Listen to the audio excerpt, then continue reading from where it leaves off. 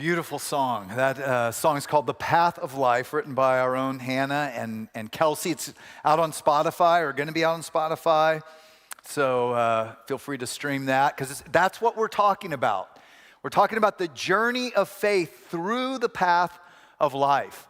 And if you're just joining with us, I want to encourage you to go back and listen to the past few weeks, because these messages progress, right? It's showing a whole path over a lifetime. And today, we're talking about, quite honestly, what I feel is the most mysterious, maybe the most important, but the most difficult, because it doesn't get talked about much, because it really doesn't fit the American cultural view of the spiritual life. Today we're talking about desire and the dark night of the soul. And that's not like Batman Dark Knight, okay? My staff kept spelling it Knight. It's not the Batman Dark Knight. But we are talking about a season that comes that we just sang about. But it starts with desire. Now, we've been using this picture, this analogy that actually comes from the 15th century. Ancients who studied the ways of spiritual formation.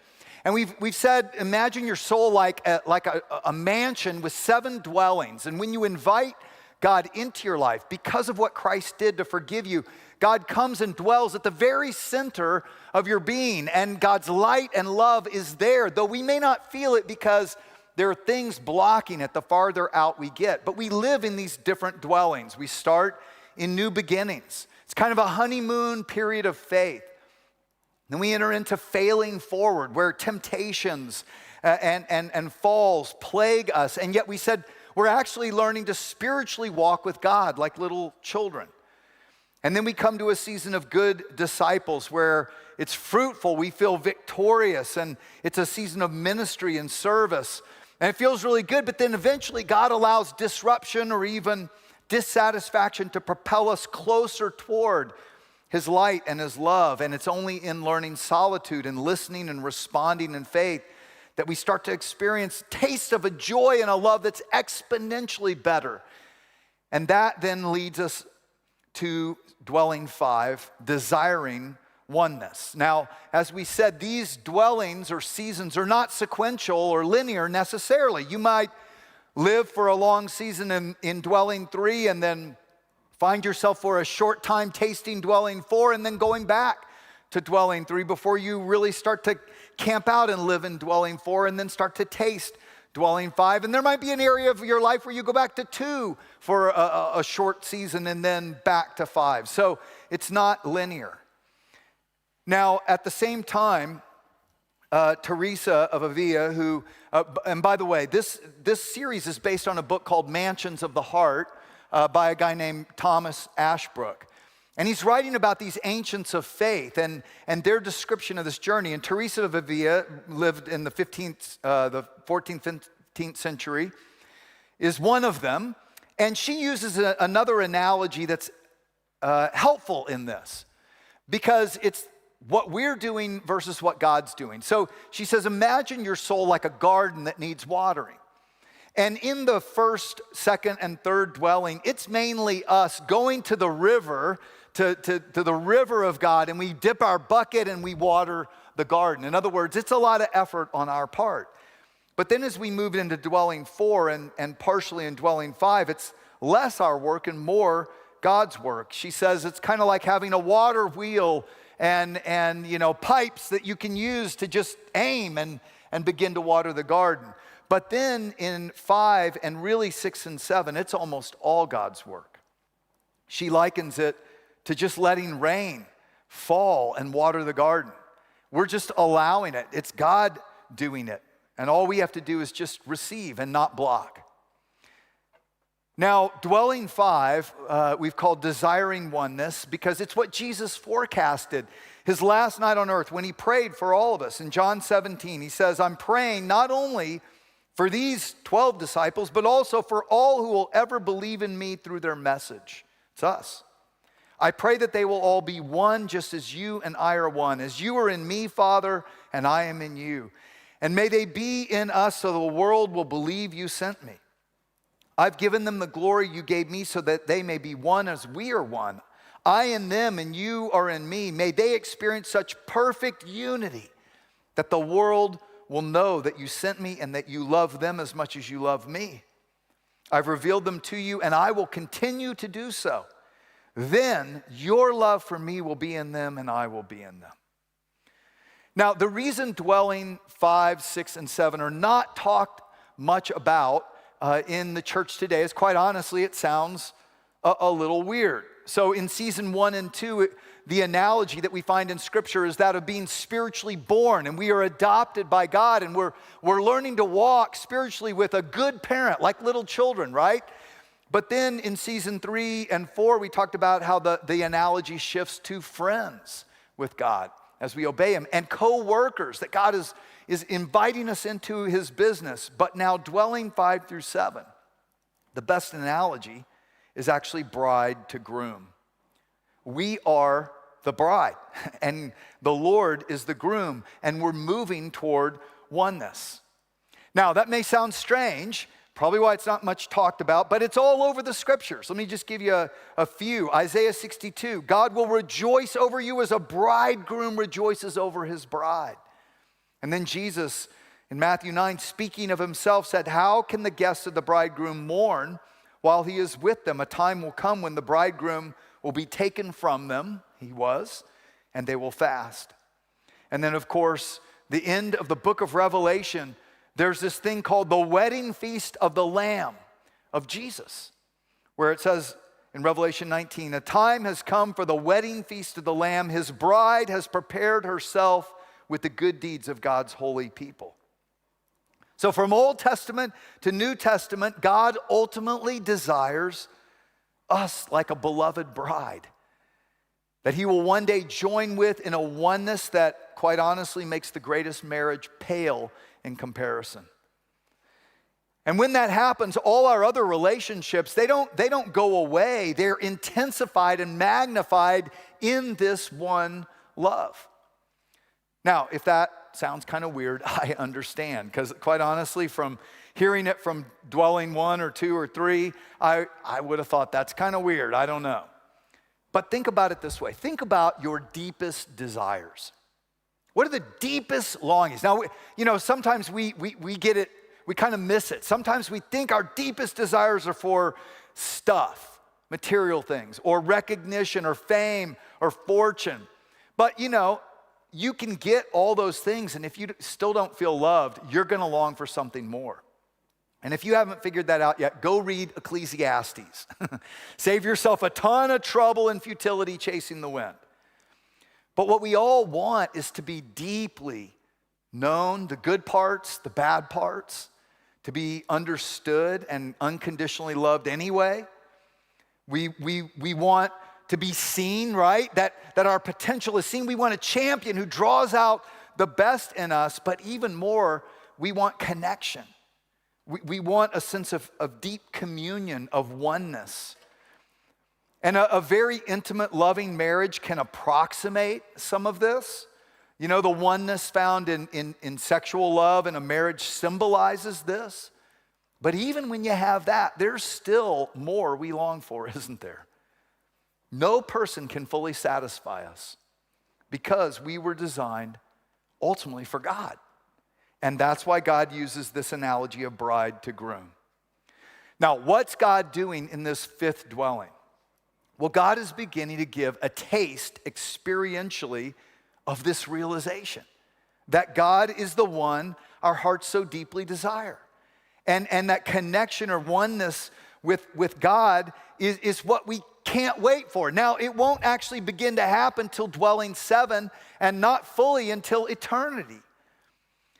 And there's a great mystery to this because God is mainly going to be doing it through dwelling or season 5 through 7. So it can't be manipulated or programmed. You can't go to a class to get it. It's a season of faith, maybe likened to engagement in dwelling 5. It's like you've fallen in love and you can't wait to be together, but you also have to wait. So there's some frustration there. And in this season, we continue to find solitude fulfilling. We spend more of each moment of the day doing life with God. And so we find the mundane moments actually become something special. You know, it's kind of like a date, right? I mean, think about if you go to some park and some natural beauty and you spend hours just walking by yourself, you know, just alone, you might start to feel lonely or bored. But do the same walk for the same amount of time with someone you're falling deeply in love with, it's the best day ever, right? And in this season, we're experiencing the mundane moments of life become special because we're not doing them by ourselves anymore. We're doing them in this deepening intimacy with God. Now, at the same time that we want more of that, we also become aware something's blocking it. So there's a fulfillment mixed with a frustration in this season. You know, frustration because we still sin. And we're kind of shocked at it because we don't want to, so it grieves us. And God uses some of these frustrations and the desire for more to bring us to a place of willingness to let him do a deeper work of healing. So for instance, if evil perpetrated childhood trauma, or we went through some PTSD event, we were deeply damaged in our soul. We probably found some aspects of healing in the earlier dwellings, but there's a deeper healing God wants to do. And we've come so far to dwelling 5, you know, God actually starts to surface these blockages and they shock us because we're like, we should be past this, but actually God's doing something in that. You know, maybe anger starts to come up, or impatience, or fears, or acting out, and we don't understand, why is this coming up now when things have been going so well with God? But God is waiting for us to be at a place of trusting his love enough to let him guide us toward this deeper healing. It's amazing. He patiently waits for us to be ready. Now, what can we do? Well, often in dwelling 5, it doesn't come till midlife. Now, not always. I mean, it can come at any time, but many times, especially in America, just the busyness of life, our career goals, our careers, you know, raising children, and just the noisy distractions everywhere keep us from getting to a place of quiet and solitude where God can start to unearth these things inside. And again, remember we said these things are blocking the light and the love of God from reaching us, from drawing us closer to him. Solitude and contemplative prayer, where we spend less time talking at God and more time just being with God, is essential in this time. And Christian mentors who are farther down that path or experienced more, or therapists who understand the seasons of spiritual growth, but also the things that block it, that can be helpful in this. But remember, God ultimately is setting the agenda. So you just staying trusting and willing to follow, even if it feels scary to go there, to face stuff inside, that's the best posture. Meditating on verses that I'm going to share with you that relate to dwelling 5 can help you recognize what God's doing. Because when we don't recognize it, you know, sometimes we just stay stuck. Now, for me, about 15 years ago, I started to have a stirring in my spirit. And I remember reading this psalm, Psalm 73, a psalm of David. And it kind of struck me. Psalm 73, 23, I am always with you. You hold me by my right hand. You guide me with your counsel, and afterward you will lead me into glory. Whom have I in heaven but you? And earth has nothing I desire besides you. My flesh and my heart may fail, but God is the strength of my heart and my portion, what I get forever. Now, in my younger years of following Jesus, I read that, and I'd read like, earth has nothing I desire besides you. And if I were honest, I was like, I don't get that. Sorry. But I love my life. There's lots of things I desire besides God, if I were honest. And that's a stage of growth. And God is incredibly patient with us, you know, as we walk through these stages. But about 15 years ago, I had walked with God for probably 20 years and seen so much evidence of his goodness and his kindness through these stages. And I read this and I thought, yes, to the depth of my soul, yes, I get it. Because what I had realized in this journey is that every good thing I enjoy in life, all of them are just fingers pointing back to the good gift giver. But the good gift giver is better than any gift he could ever give. And all these intense longings I had were ultimately for the gift giver. The lover of my soul is given all these good things I enjoy in life. And so I memorized this Psalm 73, and I meditated on it. I wrote a song to God about it that you'll never hear. The angels have heard it. They like it. God likes it because it's my love song to him. You will never hear it and be glad. But it's that desire that is leading us into this dwelling. That realization, you're really all I'm longing for. Now, that next little phrase, or that phrase before, whom have I in heaven but you, I still didn't completely understand until I wrote Imagine Heaven. In Imagine Heaven, I wrote a chapter called The Highlight of Heaven.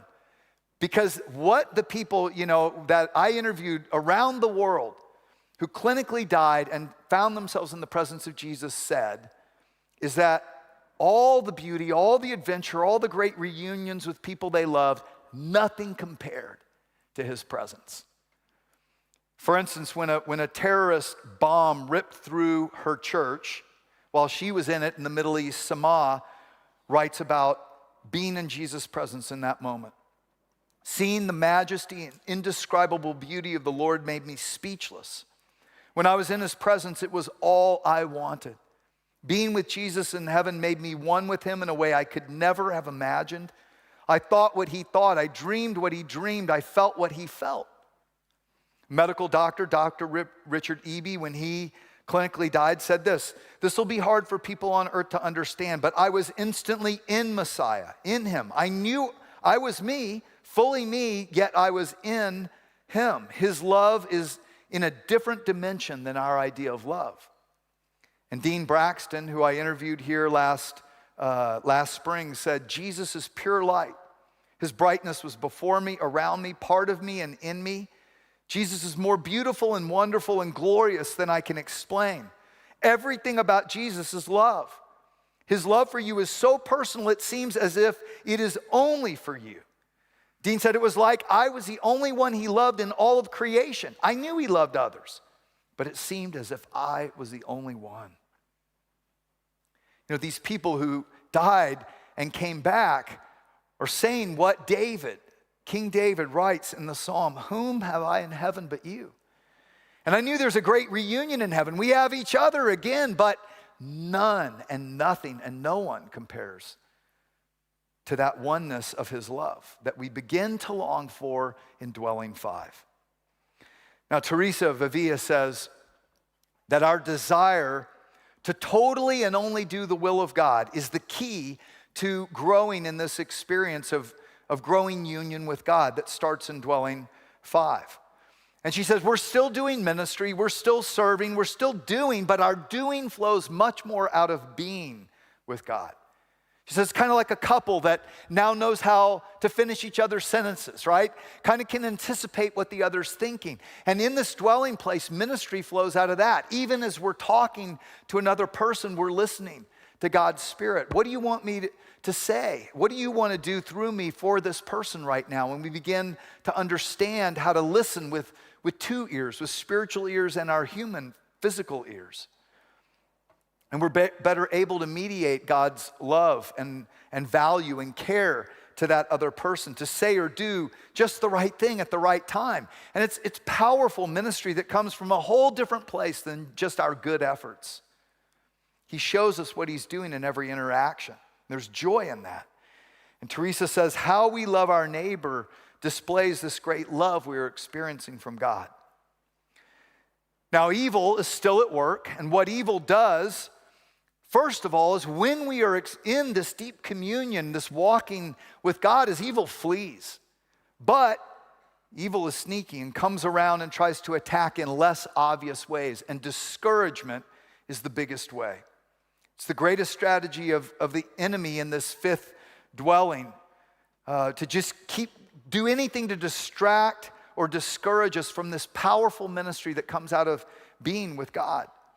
And evil may also attack with shame because, again, God is letting some ugly things come up to the surface so we will bring them to him, because that's where a deeper healing can be found. But evil may attack us with shame to try to drive us away from being with God in that time. But remember, it's coming up as a diagnostic to bring to God. For instance, one woman talked about in the season how this growing fear that made no sense kept coming up even as her great desire for God was growing. And then she realized God was using it as a diagnostic to show an unhealed fear that came out of childhood sexual abuse.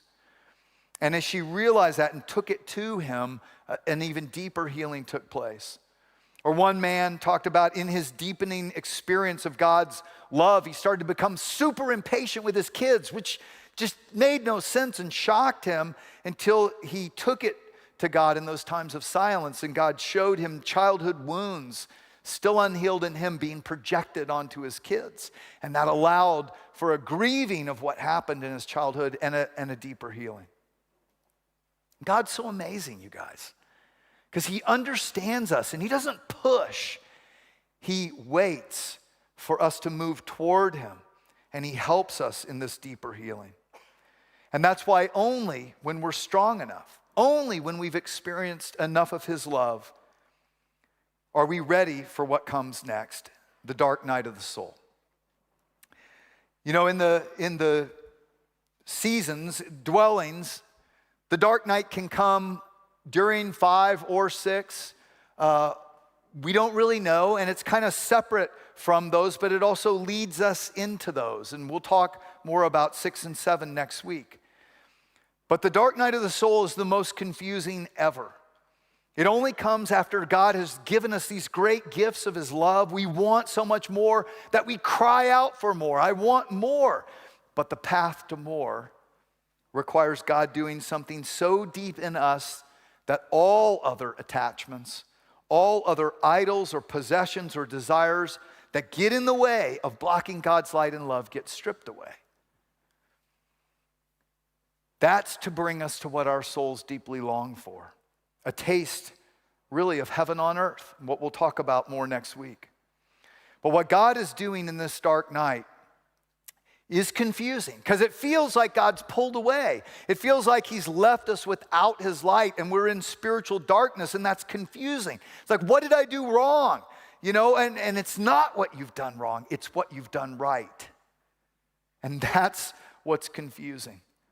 Now, the dark night of the soul is not the same as trials or tests that may have come from your decisions or bad choices in those earlier seasons. It's not the same as just normal tests or trials that come in those earlier seasons. It comes only to those whose love and faithfulness to God has grown so strong they can handle it. It's not punishment. It's the opposite. It's this, Romans 8:17. If we are to share his glory, we must also share his sufferings. Now, even a mature believer who doesn't really understand about the dark night, which I had not been taught about this, feel like it's punishment. And even a mature believer will say, what am I doing wrong? Why are you doing this? What's happening? Don't you love me, God? Haven't I loved you enough? It's a confusing time. But God is doing something in us, deeper than we can even articulate. Mother Teresa had a season 5 and 6 just overwhelming experience of the presence of God and God's loving kindness that propelled her to want to go to Calcutta. But when she got to Calcutta, she experienced a deep darkness for a long season, this dark night. In the Bible, you know, Job struggles with this because he's been faithful and God seems distant and he's allowing evil to attack. Why? And he asks why, and his friends get it wrong. They say it's because you've done something wrong, and God corrects them. He says, no, he is the finest man in all the earth. He's blameless, God says, a man of complete integrity. It's confusing. But there are examples throughout the Bible of this spiritual darkness that he leads his faithful through to arrive at the place our souls long for. David sings of it in Psalm 13. O Lord, how long will you forget me? Forever? It's gone on a long time. How long will you look the other way? How long must I struggle with anguish in my soul, with sorrow in my heart every day? How long will my enemy have the upper hand? But I trust in your unfailing love. I will rejoice because you've saved me, you've rescued me. Those throughout history have gone through this, but they've clung to God despite the feelings, and in that, God is stripping away all that hinders from what our soul longs for most. I'll share with you a little of my dark night, but let me just say, if you're in it, it's okay to voice the grief and the sadness to God. It's why he put these things in the scriptures. It's why he put these songs in the Psalms, because sometimes it's so deep, only a song can really bring us there.